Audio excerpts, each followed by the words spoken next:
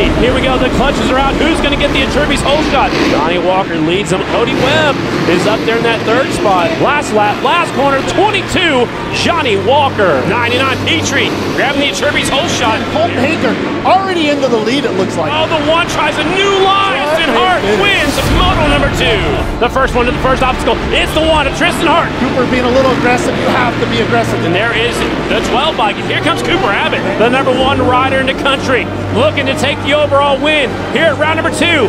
Off the final quarter, number 2, Tristan Hart wins Idaho Falls, night number 1.